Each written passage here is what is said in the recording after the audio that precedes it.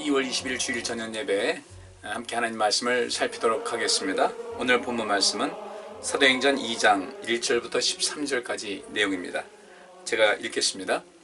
오순절날이 이미 이름에 저희가 다같이 한 곳에 모였더니 호련히 하늘로부터 급하고 강한 바람 같은 소리가 있어 저희 앉은 온 집에 가득하며 불의 혀같이 갈라지는 것이 저희에게 보여 각 사람 위에 임하여 있더니 저희가 다 성령의 충만함을 받고 성령이 말하게 하심을 따라 다른 방언으로 말하기를 시작하니라. 그때에 경건한 유대인이 천하 각국으로부터 와서 예루살렘에 우거하더니 이 소리가 나매 큰 무리가 모여 각각 자기의 방언으로 제자들의 말하는 것을 듣고 소동하여 다 놀라 기이 여겨 이르되 보라, 이 말하는 사람이 다 갈릴리 사람이 아니냐. 우리가 우리 각 사람의 난 곳 방언으로 듣게 되는 것이 어찌미뇨. 우리는 바데인과 메데인과 엘람인과 또 메소포타미아, 유대와 가바도기아, 본도와 아시아, 부르기아와 밤빌리아, 애굽과 및 구레네에 가까운 리비아 여러 지방에 사는 사람들과 로마로부터 온 나그네 곧 유대인과 유대계에 들어온 사람들과 그레데인과 아라비아인들이라. 우리가 다 우리의 각 방언으로 하나님의 큰 일을 말함을 듣는도다 하고 다 놀라며 의혹하여 서로 가로되 이 어쩐 일이냐 하며 또 어떤 이들은 조롱하여 가로되 저희가 새술이 취하였다 하더라. 아멘. 오늘 이 말씀을 통해서 그 성령의 강림하심과 또 그 목적이라는 주제로 함께 하나님 말씀을 살피도록 하겠습니다. 우리 기독교 역사에서 굉장히 큰 사건이죠. 그리고 이 오순절 성령 강림 사건으로 말미암아 예수님께로부터 훈련되고 또 예수님께로부터 배우고 했던 이들이 성령의 충만함을 받아서 그동안 그들이 배우고 갈고 닦은 그 내면의 에너지가 본격적으로 이제 이 세상을 향하게 되는 그런 계기가 되었습니다. 예수님께서 이 세상의 빛과 소금의 역할을 하라고 하셨는데 그것은 이 빛과 소금이라는 것은 단순하게 어떤 조명이라든지 어떤 맛을 떠나서 그 너머에 그 빛과 소금은 생명의 근본이라는 것을 제가 말씀드렸는데요.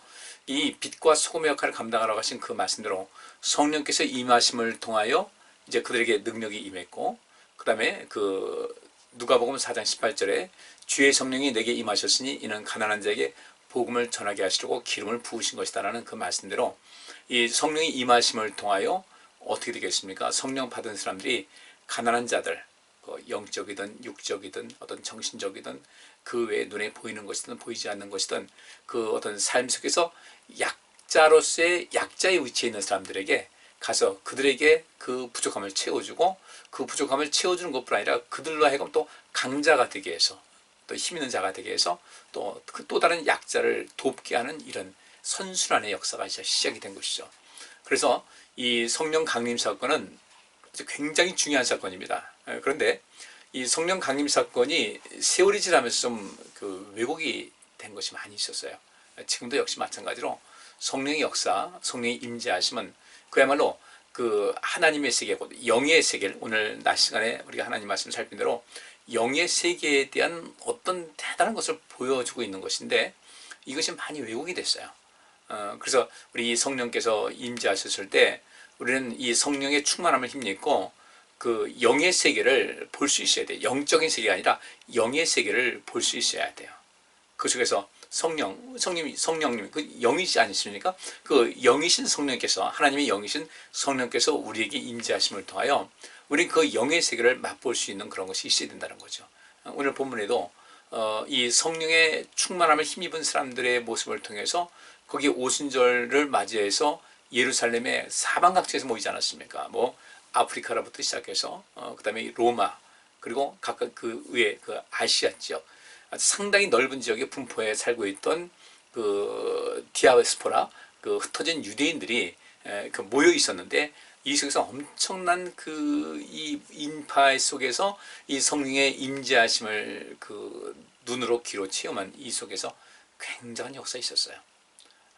그리고 그들이 정말 깜짝 놀랄 만한 이런 사실인데 바로 이러면서 이제 그 본격적으로 예수님께서 이 땅에 오셔서 또 행하신 모든 것에 눈에 보이는 또 귀에 들리는 어떤 열매가 시작이 된 것이죠. 우리는 이 성령께서 왜 임하셨는가에 대한 것을 아셔야 돼요. 우리가 영의 세계를 보게 되면요, 우리 절대 신앙생활하면서 나태하지 않습니다. 영의 세계를 체험했을 때 이 속에서 그 희망이 생기지 않습니까? 바울이 낙원에 이끌려가서 그 모든 것을 보지 않았습니까? 여러분들 우리가 흔히 말하는 변화산상, 그 예수님께서 변하신 산, 변화산이라는 것은 없고 예수님께서 변하신 모습을 성경에서 기록하고 있는데, 그때 베드로와 야고보와 요한이 그것을 봤잖아요. 그들은 그것을 보면서 초막 셋을 져서 하나님 예수님을 위해서, 하나님 엘리야를 위해서, 하나님 모세를 위해서 이렇게 짓겠다. 그들이 하는 말을 무슨 말을 하는지 자기들도 어리둥절해가지고요. 너무도 놀란 나머지 자기들이 무슨 말을 하는지도 몰랐다라고 성경에서는 기록을 하고 있어요. 바울이 체험한 그 영의 세계, 그 다음에 베드로와 야고보와 요한이 그 체험했던 영의 세계. 그러니까 거기서 이제 예수님께서 말씀하시잖아요. 그 전에 너희 중에 죽기 전에, 내가 죽기 전에 하나님의 놀라운 영광을 그 눈으로 볼 자가 있을 것이라고 했는데, 바로 그런 경우거든요. 그러면 그런 속에서 엄청난 체험을 했던 이 베드로와 야고보와 요한은 가장 앞서서 누구보다도 주일에 힘을 다할 수 있었던 것이죠. 그런 영의 세계를 체험한 사람들은 삶이 다르다고요. 그런데 우리가 요새 한국교회, 한국 성령 운동이 있은 다음에 성령 받았다, 내가 무엇을 봤다, 무엇을 들었다고 하지만은 그 봤다, 들었다는 사람들은요, 적어도 그 영의 세계를 보고 영의 세계에 대해서 들었다고 한다면은 적어도 바울만큼은 아니어도요, 바울 수준에 어느 정도 따라갈 만한 그런 어떤 좀 견줄 만한 완벽한 것은 아니어도 그런 헌신과 희생과 봉사와 충성이 있어야 되거든요. 그런데 나는 봤다 들었다는 것을 왜 이야기를 합니다. 난 이런 사람이야 라고 하지만은 실제로 그 속에서 정말로 주를 위해서 헌신하고 그리스도의 남은 고난을 교회를 위해서 내 육체에 채운다는 사람들을 전 별로 못 봤어요. 그거 채워야 되거든요. 이 고난의 길을 가야 된단 말이죠. 그런데 오늘날 이렇게 코로나19가 와가지고 기독교가 이렇게 하락세를 보이는 것을 보면은, 우리 한국 기독교가 거품이 많아도 보통 많은 것이 아니었구나라는 것을 알게 되는 거예요. 이 거품이에요. 우리 신앙의 거품이요. 한국교회 전체의 거품도 있지만은 우리 신앙인들 한 사람 한 사람의 그 거품도 생각해야 돼요. 나는 신앙생활에서, 나의 신앙에서 거품은 얼마큼 있었나? 거품 아시잖아요. 네? 거품 다 가라앉으면 양이 어떻게, 거품 찰 때, 뭔가 이 사이다를 따를 때, 콜라 따를 때 쭉 하면 거품이 쭉 올라오지 않습니까? 그리고 거품이 넘치려고 하니까 딱 멈췄어요. 거품 꺼지게 되면요, 반도 안 찬 거예요. 그 모습이 우리의 모습이 아닌가를 봐야 된다는 거죠. 그래서 우리가 이 사도행전을 보면서 내가 성령 받았다, 내가 성령 충만을 받았다고 우리가 이야기를 했다면은, 과연 나는 이 성령 받았다, 성령 충만했다는 것이 어느 정도가 거품이었는가를 아셔야 돼요. 분명히 거품이 있어요. 아주 없진 않아요. 참된 모습은 얼마만큼인가를 우리가 점검할 필요가 있다는 것이죠. 그리고 왜 성령께서 임하셨는가, 그 목적을 알아야 돼요. 오늘 다 그것을 다 말할 수는 없어요. 다 말할 수는 없지만은 이 사도행전을 쭉 우리가 같이 공부해 나가면서 성령 충만할 때의 역사는 바로 이런 것이라는 것을 알고 우리가 돌이켜야 돼요. 돌이켜서 진정으로 내가 성령 충만한 모습의 삶을 살 수 있어야 텐데, 이제 우리가 앞으로 해야 될 일이 참 많이 있다는 것을 여기서 알 수가 있는 거죠. 어쨌든 우리가 영의 세계를 좀 체험하시고요. 그 영의 세계에서 우리가 무엇을 맛봐야 될 것인가? 다시 한번 말씀드리지만 바울이 그렇게 그 선한 싸움을 싸우고 달려갈 길을 다 마치고 믿음을 지킬 수 있었던 것은 그 영의 세계를 체험했기 때문에 그래요. 영의 세계를 너무도 잘 알았기 때문에 그렇게 된 겁니다. 베드로와 야고보와 요한 마찬가지예요. 그렇게 된 겁니다. 성령 충만한 이 사람들이 믿음으로 살다가 때로는 고난도 당하고 박해도 당하고 죽임도 당했지만 그 모든 것을 끝까지 감당할 수 있었던 것은 바로 성령 충만한 가운데 그 영의 세계를 눈으로 확신했기 때문에 죽어도 살고 살아서 믿는 자는 영원히 죽지 않는다는 그 주님의 말씀에 대한 그 인식이 확고했다는 것이죠. 그러니까 이제 우리가 주님의 나라 갔을 때, 그 영의 세계에 들어갔을 때 내가 가지고 가는 것이 무엇인가, 그때 주님 앞에 보여줄 것이 무엇인가를 알지 않았겠어요. 그러니까 이제는 우리가 무엇을 내려놓고 무엇을 취해야 될지 이제 결단을 내리실 때가 됐어요. 그동안 내가 중요하다고 쥐고 있었고 취하는데 힘을 다했던 것이, 이것이 나중에 게 별거 아니더라. 그러면 내가 갖고 있고 내가 취하고 있는 이것을 가지고 이것을 도구 삼아서 우리 하나님께 갔을 때 이것 때문에 이것을 발판 삼아서 뭔가 큰 것을 남길 수 있다 한다면 그 남기는 것에 관심 가져야 되죠. 이걸 다 버리라는 것이 아니라 이걸 내가 어떻게 활용할 것인가, 내 재능도 그렇고 내 재물도 그렇고 내 시간도 그렇고 이걸 어떻게 활용해서 나중에 주님 앞에 설 때에 담대하게 설 수 있는가를 관심 가져야 되죠. 그래서 그 정말로 중요한 것을 취하고 정말로 중요한 것을 얻기 위해서 이제부터는 내가 가지고 있는 이런 모든 것을 수단으로 생각을 해야지, 내가 갖고 있는 이 모든 것이 삶의 목적이 되어서는 나중에 우리가 크게 후회할 날이 온다는 겁니다. 극단적인 최악의 경우에는 바깥 어두운 데서 내어 쫓겨 슬피 울며 이를 갈미 있을 것이라는 그 말씀이 혹시 나에게 해당되는 말이 되어서는 안 되겠죠. 그죠? 자, 오늘 1절 말씀 보니까 오순절 날이 이미 이름에 저희가 다 같이 한 곳에 모였다 그랬습니다. 오순절 날이 이제 임했어요. 임했는데 그 약 120여 명의 사람들, 예수님께서 부활하시고 승천하실 때에 승천하는 그 자리에 약 500여 명의 사람이 있었는데 그 같이 주님의 그 말씀대로 하나님께서 약속하신 것을 기다리라고 해서 기다리는 그 사람들이 약 한 120여 명 정도 됐다고 그랬어요. 그런데 이 오순절이라는 그 말은 영어로 말하면 펜테코스트라는 말입니다. 펜테코스트라는 그 말이 오순절인데, 이 펜테코스트라는 것은 그 헬라어 펜테라는 그런 말에서 유래가 됐어요. 이게 펜테라는 것은 5라는 숫자입니다. 5라는 것을 말해요. 펜테 5라는 그 뜻인데, 그 여기서 비롯된 말로 이 펜테코스트라는 것은 50번째 날이다라는 뜻입니다. 이 오순절이라는 것은 50번째 날. 그러면 어디를 기준해서 50번째 날인가? 6월절에 그 양을 잡아서 그 고기를 먹고 나물 먹고 이렇게 그 발효시키지 않은 그 빵을 먹고 하는 그날, 그 6월절로부터 어떻게 50일이 지난 다음에 그 날이 지나고 50일째 되는 날을 이제 오순절이라고 하는데, 이것은 유대인들의 그 3대 절기가 있죠. 제일 한 해를 처음 시작으로 한다면, 우리가 지금 우리 양력, 우리가 쓰고 있는 이 태양력을 기준으로 한다면 제일 처음에 이제 77절이 오죠. 77절, 6월절이죠. 6월절이 있고, 그 다음에 77절이 있고, 이제 그 추수감사절, 수장절이 있는데, 그 6월절이 지난 다음에 50일째 된다라고 할 때 이때가 언제냐면 그 당시 그 유대 지방 거기 그 문화에서 봤을 때 밀을 수확하는 시기예요. 밀을 추수하는 시간이다. 그래서 우리가 맥주감사절을 지키지 않습니까? 그 맥주감사절이 곧 77절이에요. 그러니까 6월절 그 축제를 시작하면서부터 그러면 50일을 쭉 하게 되면 그날이 밀을 수확하는 그런 계절이 딱 맞게 되는 거예요. 그래서 이 50번째 날이다. 6월절. 근데 예수님께서 언제 어떻게 하셨어요? 언제?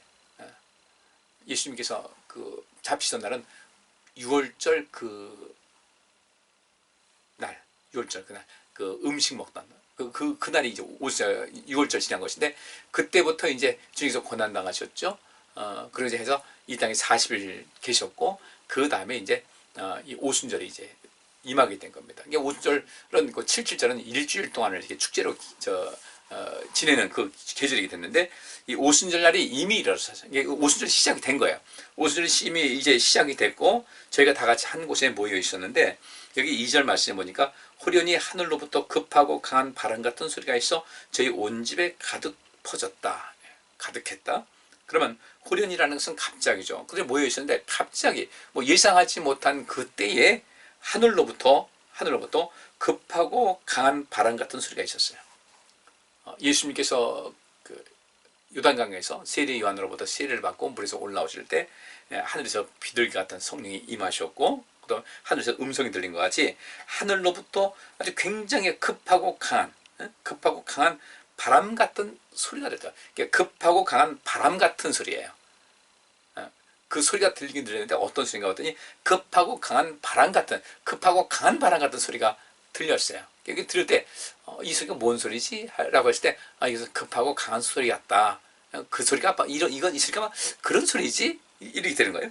그런 소리가 있어서 저희 앉은 온 집에 가득했다 그랬으니까, 저희 그 120여 명의 사람들이 모여서 앉은 온 집에 가득했으니까 거기 있던 모든 사람들이 그것을 들었어요.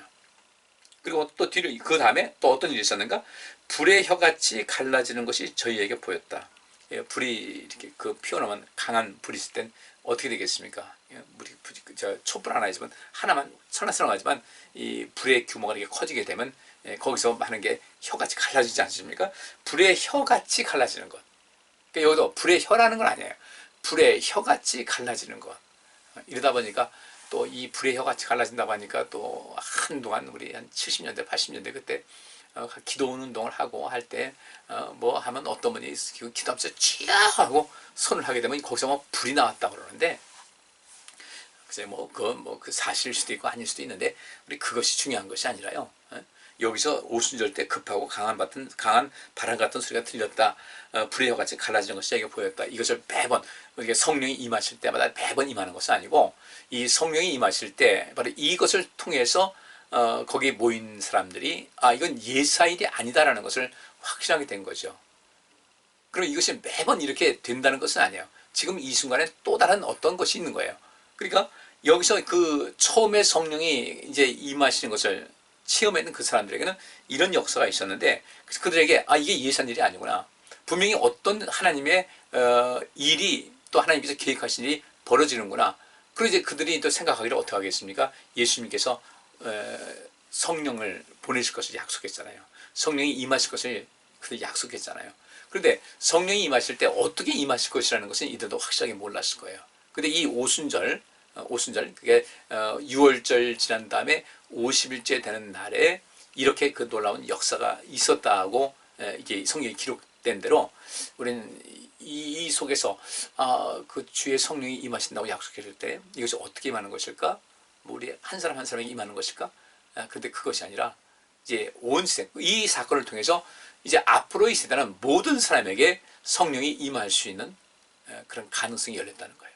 보편적인 성령의 임재하심. 또 이것이 일반화된다는 거죠. 일반화되고 누구든지 어떤 특별한 구약에서 삼손 같은 사람에게 행하고 또 다니엘 같은 사람에게 임하고 그런 것이 아니라 이제부터는 언제든 이 예수님께서 이 땅에 오신 후에 모든 사역을 마치고 하늘로 올라가셨잖아요. 그리고 예수님께서 행하셨던 것보다 더 큰 놀라운 역사가 임했는 거예요. 왜? 예수님께서는 육신이 입고 계시기 때문에 시간과 공간의 제약을 받지 않습니까? 그럴 수밖에 없는데 이제 성령이 임하셨을 때 어떻게 되는가? 더 예수님께서 행하셨던 그런 모든 사역이 더 널리 확장이 되는데 온 세계에 퍼지는 이런 일이 벌어지게 된 거예요. 본격적으로 이제 그 하나님 나라와 하나님의 의가 실현되는 이런 시기가 임하게 된 거죠.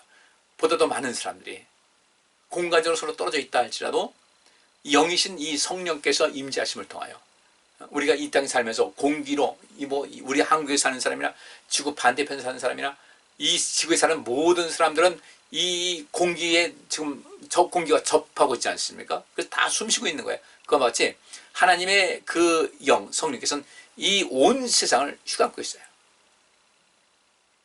태초에 하나님께서 세상을 창조하실 때 그것을 성령께서 운행하시더라. 이런 겁니다. 이런 모든 속에서 보편적으로 일반적으로 모든 사람에게 그 성령이 임하신 것이 있었다. 그래서 예수님께서 하나님이 세상을 이처럼 사랑하사 독생자를 주셨으니 이는 저를 믿는 자마다 멸망치 않고 영생을 얻게 하려 함이라. 믿는 자마다 그 멸망치 않고 영생을 얻는 것 같이 여기 있는 대로 이 성령께서 임하실 만한 이런 모든 조건이 된 사람들은 이 세상 어디에 있든지 모두가 다 성령의 충만함을 힘입을 수가 있는 그런 계기가 되었다. 곧 시작이 됐다. 성령 시대가 시작이 됐다. 예수님께서 행하셨던 모든 그 사역을 이젠 예수님께서 직접 행하시지 않지만 성령께서 임하심을 통하여 성령의 충만한 그런 그 충만함을 힘입은 사람들은 이제부터 예수님의 그 분신으로서 예수님께서 행하셨던 그런 모든 일을 함께 행할 수 있는 길이 열렸다는 거예요. 확대된 거죠. 그죠? 하나님께서 이 세상을 구원하시고자 하는 이런 모든 것이 굉장히 확대가 돼서 이제 우리가 예수님께서 그 말씀하셨어요. 너희는 나보다 더 큰 일을 할 것이다. 그 말씀하신 대로 성령께서 임재하시는 그 역사 속에서 성령의 충만함을 입은 사람들이 어디든 세계 곳곳에 흩어져서 예수님께서 행하셨던 그 일을 행할 수 있게 되는 것이죠. 그러니까 성령께서 임하신 목적은 우리를 그리스도의 사람, 예수님의 사람으로 만들어서 하나님께서 모든 권한을 예수님께 위임하셨고 예수님께서는 또 그 모든 권한을 성령을 보내주심을 통하여 성령 충만한 사람들을 통하여 또 어떻게 했어요? 예수님께서 하셨던 그런 모든 것, 그 모든 권세를 우리에게 위임을 해주신 거예요. 그럼 우리가 어떻게 살아야 되겠습니까? 예수님 같이 살아야 되는 거예요. 예수님 같은 그런 능력을 가지고 많은 사람을 살리고 많은 사람을 고쳐주고 많은 사람에게 용기를 주고 많은 사람을 가르치고 그래서 하나님의 자녀로 만드는 이 역할을 예수님에게 은혜와 진리가 충만했다는 것과 마찬가지로 우리도 은혜와 진리가 충만해서 이 세상을 구원하고 이 세상을 살리고 이 세상에 복주는 그 역할을 우리가 감당할 수 있어야 된다는 거예요. 이걸 누가 알 수가 있을까? 누가 그런 그 담대한 또 믿음과 그런 결단을 할 수 있을까? 영의 세계를 아는 사람이에요. 영의 세계를 분별할 수 있고 영의 세계에서 정확한 지식을 가질 수 있고 영의 세계에 모든 것을 체험한 사람들이 가능하다는 거예요. 그럼 영의 세계를 어떻게 체험할 것인가? 성령 충만하게 되면 영의 세계가 보이는 거예요. 알 수 있는 것이고요. 그래서 이제는 말로만 성령 충만, 그냥 추상적인 개념에서 성령 충만하고 은사만 얘기하지 말고요. 왜 그러면 은사는요, 우리 삶 속에서 다른 것이 아니라 그냥 하나님의 영광을 위해서 생명 사역을 위해서 쓰라고 하는 하나님의 선물이거든요. 그 우리가 도구로서 하나님께서 우리에게 도구로 주신 거예요. 이 세상을 살려라, 이 세상에 복주라고 우리에게 주신 도구지 그 도구가 최고예요? 아니잖아요. 그죠? 내가 어떤 지식을 가졌어요. 그 지식 다 가졌으면 끝이에요? 누군가 이 지식 가지고 선한 일 할 수 있어야죠. 내가 돈 많이 벌었어요. 돈 많이 버는 걸로 내 인생의 모든 목적이 이루었어요? 그 돈은 하나님께서 내게 돈을 주셨다면 그 돈을 가지고 이 세상에 복주라는 그 도구로 쓰라는 것인데 그 도구로 쓰라고 했는데 그 도구를 쓰지 않고 그냥 내가 혼자 갖고만 있는 거예요. 나 혼자만 쓰고 있어. 이건 뭐가 죄인지 아십니까? 그것이 죄인 거예요. 그래서 예수님께서 부자, 남한테 나눠줄 줄 모르고 베풀 줄 모르고 움키고 있는 사람들이 천국에 들어가기가 어려운데 어느 정도 어려운가? 차라리 낙타 보고 바늘 구멍으로 빠져나오라고 해라. 빠져나오라고 해라. 낙타가 바늘기로 빠져나올 수 있다면 부자도 천국 들어갈 수 있다. 이런 이야기예요. 그럼 누가 그렇게 할 수 있겠습니까? 하나님께서 하신다는 거죠. 성령께서 역사하시면 되는 거예요. 그런데 우리가 성령 받는 걸 두려워해요. 내 성령 받으면 내 가진 거 다 뺏기고 내가 누린 거 다 뺏겨서 이거 뭐야, 난 아무것도 안 했는데 난 성령 충만 안 받으면 좋겠어. 그럴 사람 없겠죠. 그런데 성령 충만을 받기는 원하는데 여기 성경에 나온 대로 성령 충만한 사람이 이렇게 살았다는 것을 볼 때 그렇게 살아가는 사람은 별로 없더라는 거죠. 성령 충만은 받기는 원해요. 근데 성령 충만한 사람의 성경에 기록된 성령 충만한 사람들이 살았던 삶의 양식은 난 그렇게 안 살았으면 좋겠다는 거죠. 너무 힘들어요. 내가 남에게 주는 거 아까워요. 성령 임하지 않는 거예요. 준비된 사람에게, 그것을 할 수 있는 사람에게. 그래서 우리가 온전한 신앙인이 되자. 좀 그 하나님 말씀에 대한 지식도 갖고 있고 해서 괜히 어떤 이 개인적인 어떤 경험 있지 않습니까? 굉장히 주관적인 경험이에요. 검증이 안 됐어요. 내가 이런 경험을 했다 할 때 그 경험이 성경적으로나 모든 것이 검증이 안 됐는데 내 개인적인 체험이 있다라고 해가지고 그것이 다라고 말하면 안 된다는 거예요. 이제 한국 기독교의 신학은 학문이 아니다라는 이런 이야기 나오는데 저는 그게 굉장히 위험한 거예요. 한국 기독교가 왜 이렇게 된지 아십니까? 70년대 80년대 성령운동 한다고 하면서 그때의 그 어떤 개인적인 그 주관적인 체험이 성경보다 위에 있었단 말이죠. 하나님 말씀을 무시하는 거예요. 나 이런 경험했고 나 이렇게 봤는데 들었는데 근데 성경에 있는 말씀하고 비교해보니까 그렇게 보고 들었는데도 불구하고 주 앞에 충성을 다 못하는 거예요. 근데 어떻게 그 사람 성령 받았다고 하겠어요? 우리는 그것은 아닌 거예요. 그래서 우리가 보다도 성경에 근거한 합리적인 신앙인이 되자.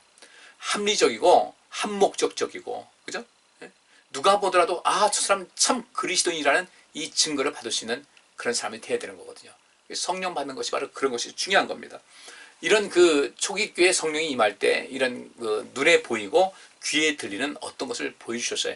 이것은 사람이기 때문에 이런 것이 있고 없고는 굉장히 큰 차이거든요. 그때 가만히 있었는데 성령이 임하셨네? 이런 것이 아니라 어떤 획기적인 어떤 큰 변화, 그 모두가 들을 수 있는 거예요. 그래서 이 120여 명의 사람들이 120, 그 남았던 예수님께서 말씀하신 것을 믿고 또 기다리면서 머물러 있던 이 120여 명의 그 사람들, 집 안에 있던 그 사람들에게 이런 그 급하고 강한 바람 같은 소리가 들렸고 불의 혀같이 갈라지는 것이 이렇게 보였는데 이들만 들은 것이 아니었어요. 뒤에 보면 그런 말씀이 있습니다.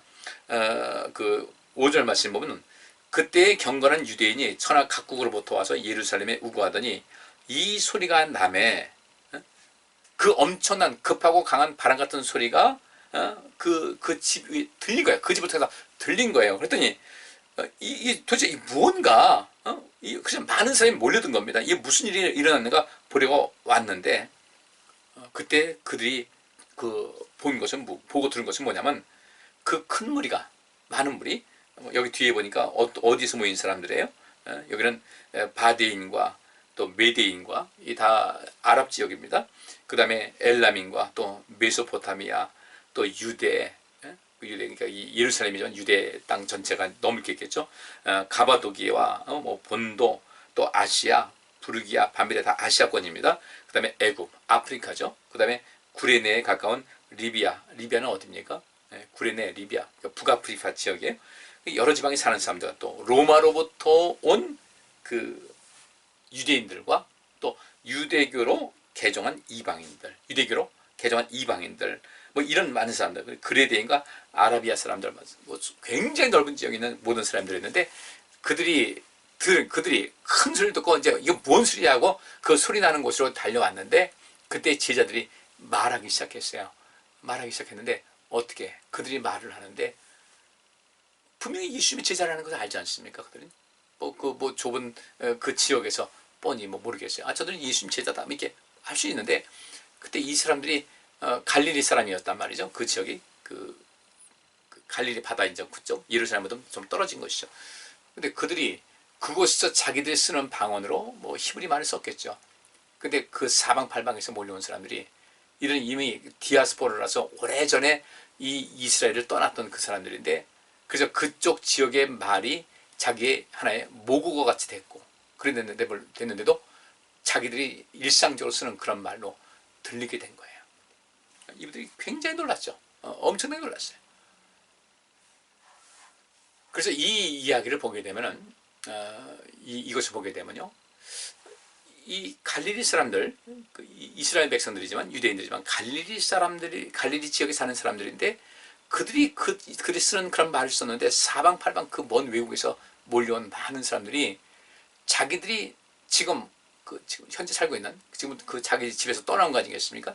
다시금 자기들 살고 있는 그 나라 가서 그 지역 살면 히브리어는 쓰지 않을 텐데 자기들이 매일매일 쓰는 그 일상어 아라비아 사람들은 아라비아 말을 쓸 것이고 그죠? 애굽에 있는 사람은 애굽 말을 쓸 것이고 각각 사람들 다 그 지역에서 어떤 그 우리 말하면 사투리를 비롯해서 또 서로 말이 다른 그 지역 사람 다 살았는데 그들이 전부 다 이 예수님 제자들 거기서 성령 충만한 사람들이 말하는 그 이야기를 전부 다 공통적으로 똑같이 알아들었다는 얘기예요. 그러니까 이걸 지금 말하면 동시 통역 같은 그런 모습이랄까요? 근데 동시 통역하면 또 그 통역자를 거치지 않습니까? 근데 그들이 말하는 것은 어떤 통역을 거치지 않고도 그들의 말에 자기들이 익숙한 말로 다 들렸다 이거예요. 이것이 성령께서 임하신 가운데 그 방언이 임했다고 할 때 그 방언이 바로 그겁니다. 방언기도 나중에 좀 얘기를 할게요. 우리가 이거 많이 연구해야 돼요.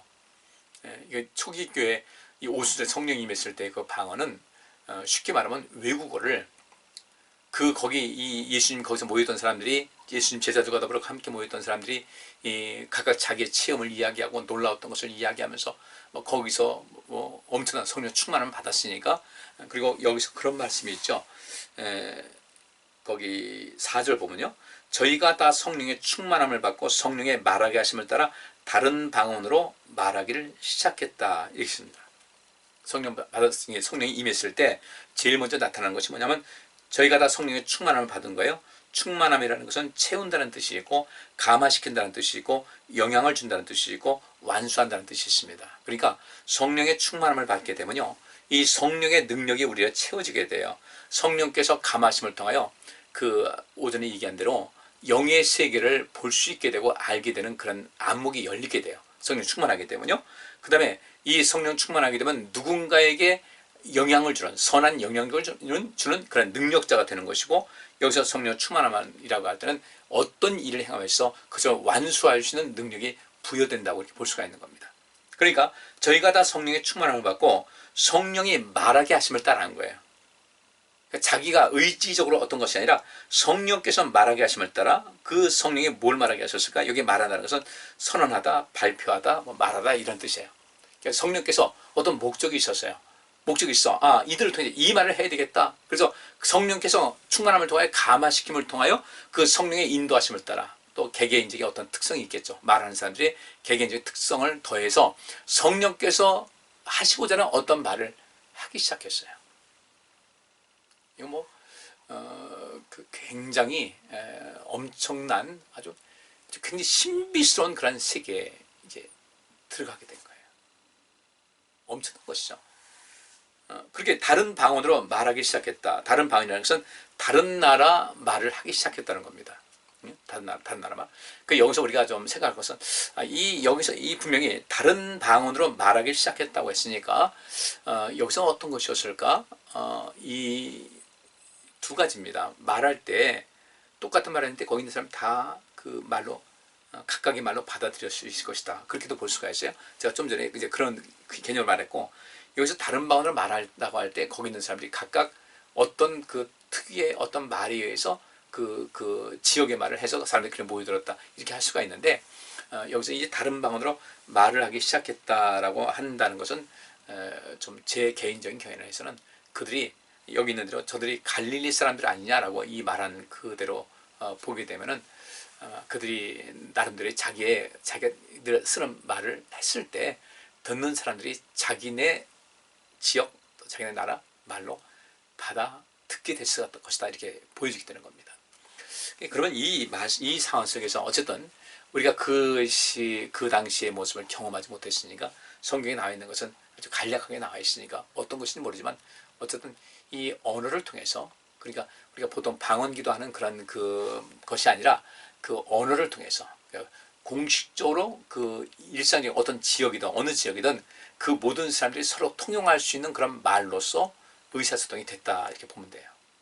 그러니까 전혀 알아듣지 못하고 전혀 생소한 그런 것이 아니라 여기서 그 말하는 사람들이나 듣는 사람들이나 그들은 그 지구상에 존재하는 어떤 언어가 많이 있지 않겠습니까? 그 모든 언어가 이제는 하나로 통합되는 그런 것. 우리가 방언할 때 랄랄랄라 할 때 이건 누가 무슨 말인지 몰라요. 근데 어떤 지역으로 말을 하게 되면 분명히 이 지구상에 그 당시만 해도 그 당시에 지구상에 현존하는 그 언어, 그 테두리 안에서 제자들이 하는 그 말이 그들의 말에 자기네 말로 들렸다 이렇게 보는 거죠. 근데 여기서는 우리에게 어떤 일이 있었다고 주는 단서가 상당히 좀 약해요. 그 충분한 단서가 부족하단 말이죠. 우리는 이 속에서 어떤 것이든 하여튼 어떤 다른 나라 말로 말하기 시작했다. 말한다는 것은 듣는다는 것도 상대적인 개념이니까 이 제자들은 그렇게 자기들 일상적으로 쓰는 그런 말을 했는데 거기 듣는 사람들이 다 자기네 나라 말로 알아들었다 이렇게 또 얘기할 수가 있는 거예요. 그래가지고 여기 6절 보니까 이 소리가 나매 큰 무리가 모여 각각 자기의 방언으로 제자들의 말하는 것을 듣고 소동했다. 자기들 쓰는 지역의 말로 제자들의 말하는 것을 듣고 소동했다라는 이 말씀, 우리가 이것을 보면서 어쨌든 언어의 통합이 이루어졌다 이거죠. 바벨탑 사건은 하나님의 권위에 도전하려고 한 그런 모든 것을 무력화시키기 위해서 각 지역의 말을, 그들의 언어를 혼잡하게 만들었어요. 흩어져 버렸는데 이제는 그래서 각각 다 따로따로 민족끼리 다 흩어져 가서 살게 됐는데 이 오순절 성령의 역사 속에서 이 말씀을 보게 되면은 언어의 하나의 통합이 됐다. 어떤 말을 해도 거기 있는 사람이 다 어떤 말인지 알아들을 수 있는 이런 상황이 됐다라는 것을 이야기하고 있는 것이죠. 다 놀랐어요. 그래서 이것을 보고 거기 모인 사람들이 놀라서 기여겨 이르되 어떻게 이런 일이 있을 수 있을까? 그러면서 이 말하는 사람이 다 갈릴리 사람이 아니냐? 그런데 우리가 각 사람의 난 곳 방언으로 듣게 되는 것이 어찌미냐 이거죠. 여기서 지금 두 가지 말씀하는 겁니다. 이 제자들이 각각 다른 나라 말로 이제 이리저리 지역마다 해가지고 말했다고도 볼 수 있는데 여기 보면 8절 보면 우리가 각 사람의 난 곳 방언으로 듣게 되는 것이 어찌미뇨. 이들의 말이 우리가 태어난 곳의 말로 들린다는 것이 무슨 얘기냐 하면 또 다른 개념이거든요. 그래서 우리가 이 문제는 중요한 것은 아니에요. 어떻게 됐거든 하나님의 놀라운 역사니까 이건 이제 넘어가도록 하고, 그래서 이게 많은 사람들이 모여있던 것이다. 그러면서 이 11절 말씀 보니까 우리가 다 우리의 각 방언으로 하나님의 큰 일을 말함을 듣는다. 다 놀라며 의욕하여 서로 가로되 이게 어찌 일이자 하니까 어떤 사람들은 저희가 새술에 취했다. 어떤 뭐 아주 독한 술이나 어떤 것을 취했나 보다 이렇게 이제 표명하는 사람이 있었어요. 자, 이제 결론은 내립니다. 우리가 성령 충만을 받아야 돼요. 그죠? 성령 충만 받게 되면 우리도 이런 일을 얼마든지 할 수 있다는 것이죠. 그런데 어떤 사람에게 성령 충만함을 주시는가? 성령 충만을 어떤 내 신분 상승, 어떤 또 내 영적인 관계, 나 이런 사람이야 라고 보여주기 위한 그런 것은 되면 안 돼요. 그래서 우리가 이 뭔가를 봤다고 할 때, 그 미가의 선지자 만집의 시간에 미가의 선지자와 그 다른 선지자를 보면 다른 선지자들도 다 봤다고 그러잖아요. 다 봤다, 다 들었다 하죠. 아니었어요. 그러니까 우리가 봤다, 뭐 들었다 이것보다는 그 꼭 보고 듣고 해서만 아니라 꼭 그래야만 믿는 것이 아니라 성령께서 우리 안에 내 안에 거하고 계시다. 내가 성령 충만하다고 할 때는 벌써 삶이 달라요. 느낌이 다르고요. 생각이 달라요. 생각이 굉장히 합리적이에요. 절대로 감정적으로 치우치지 않아요. 이 감정을 가지고 어떻게 하는가? 감정 가지고 누구 싸우자, 또 감정 가지고 누구를 미워하고 이런 것이 아니라 그 감정의 순기능이, 감정의 역기능이 아니라 감정의 순기능이 작용하면서 그 감정이 갖고 있는 이 감정을 누군가에게 감동을 주고 누군가에게 기쁨을 주고 누군가의 삶 속에 즐거움을 줘요. 행복을 준다는 것이죠. 그리고 이 성령 받은 사람은 사고가 굉장히 합리적이에요. 비합리적이 아닌 것이 아니라 합리적이에요. 합리적이고 논리적이고 그 다음에 하나님 나라와 하나님의 의, 생명사역과 이 세상을 공정하게 만들고자 하는, 그래서 가난한 자들에게는 내 가진 어떤 것을 가지고 눈에 보이는 것이든 보이지 않는 것이든 그것을 가지고 그 나에게 내가 갖고 있는 어떤 것을 필요로 하는 사람들에게 끊임없이 그들에게 공급할 수 있는, 내 능력 안에서 공급할 수 있는 그런 삶을 살아가게 됩니다. 성령이 임함을 통하여 능력이 임했잖아요.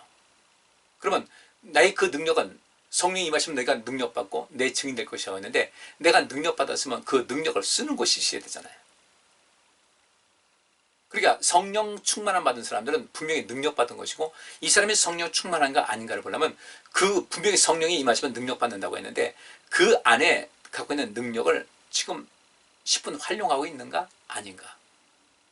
또 활용하고 있지 못해요. 활용하고 있지 못한 것이 아니라 아예 능력이 임하지 않은 거예요. 그러니까 아무 말도 못하는 거죠.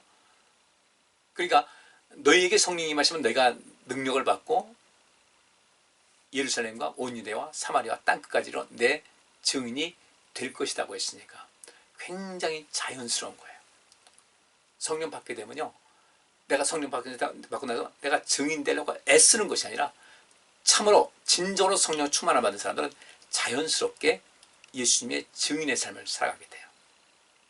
예수님의 사랑을 증거하게 되고 예수님의 용서를 실천하게 되고 이 복음을 가지고 때로는 강하게 누군가를 책망해서 바른 길 돌아오기도 하고 또 누군가에게 복음이 되기도 하고 가난한 자들에게 그들의 필요를 채워주는 이런 삶, 예수님같이 살아왔던, 예수님께서 살아오셨던 삶이 그대로 이어지게 된다는 겁니다.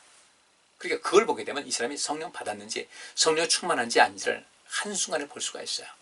근데 이건 뭐 우리나라 보면요, 성령 충만 받았다고 하는데 영 그건 아닌 거예요. 그렇지 않은 경우가 너무 많아요.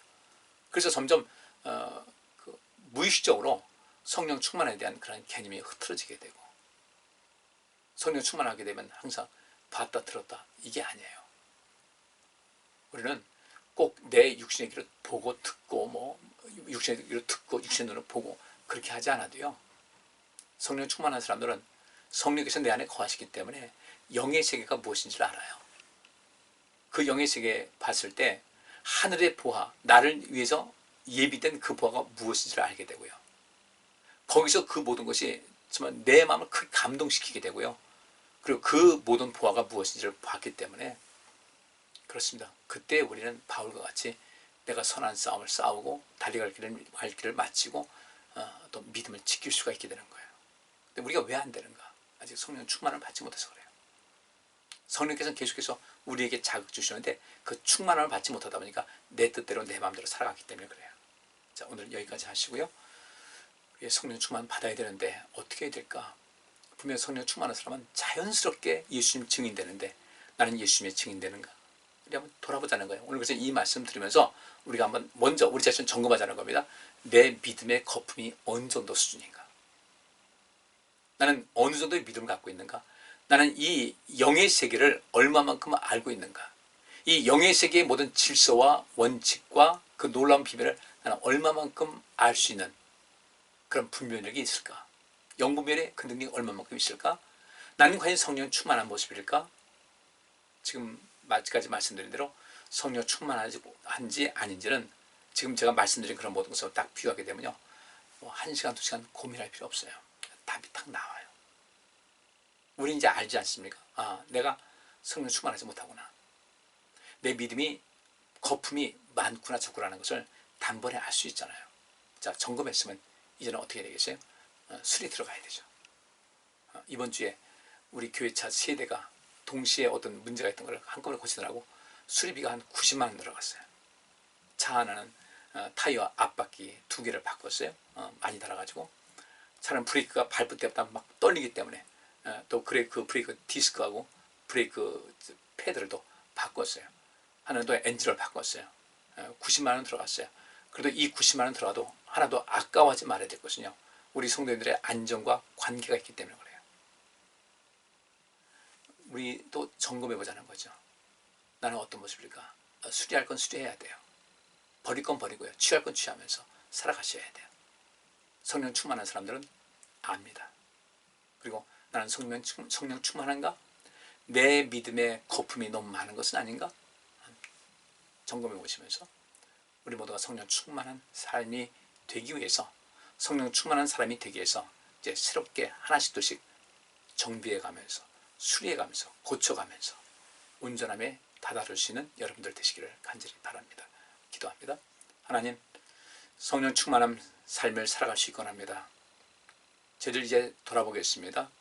그리고 영의 세계를 우리가 체험하고 알고 그 모든 것을 알았을 때 더욱더 성령의 충만함을 간절히 간구하게 되고, 이때부터 우리가 어떤 죄에 대한 개념도 분명해서 하나님의 은혜를 알고 죄사함 받은 그 복이 얼마나 큰지를 알고 그에 대한 감사를 알고 충성을 다하는 삶을 살아가게 될 줄 믿습니다.